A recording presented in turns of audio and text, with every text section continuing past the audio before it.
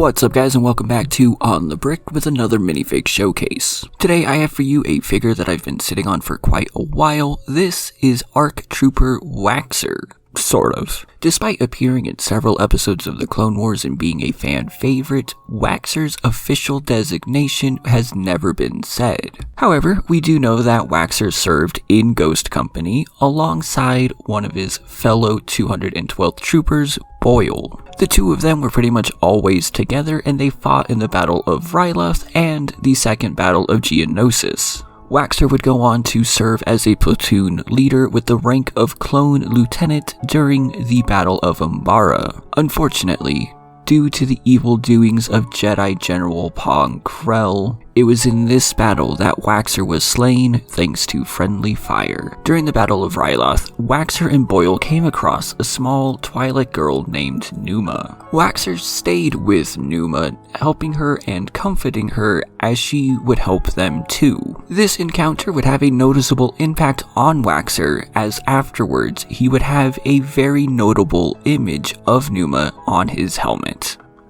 All of the pieces of this figure do come from CloneArmyCustoms, but one thing I do want to get out of the way is that this is not their listing of ARC Waxer. CloneArmyCustoms does have a listing for that, but the figure looks slightly different, is not 360-degree printed, and does not have Numa's image on the helmet. Instead, this is the normal P2 version with the cloths and the visor added. And personally, I really like how this looks. I'm a sucker for detail, and there is sort of a lot of it here. I mean, it's a CloneArmyCustoms figure, of course it's gonna look nice. You already know that the printing is good.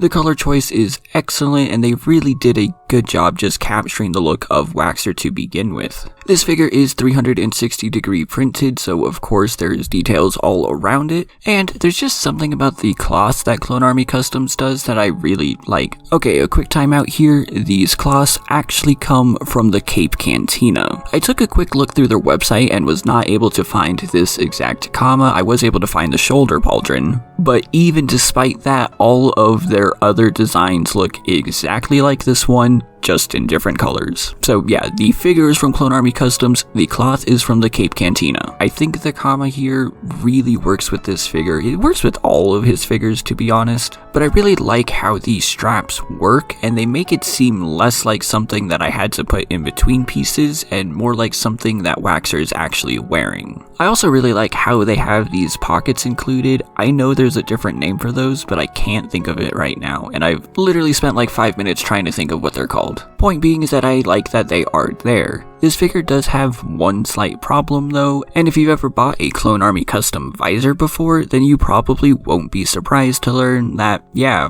it doesn't really work here either. I mean, it looks great once it's sitting on the figure, but the second that you touch it, even with the slightest touch, it will fall off. Not really sure why that's the case, but like I said, once it's on the figure, it looks fine. Just be very careful with it. But of course, this would be just any random trooper if it wasn't for the specific helmet. And this one does have that wonderful design of Numa on it. You can see that it is actually very well done.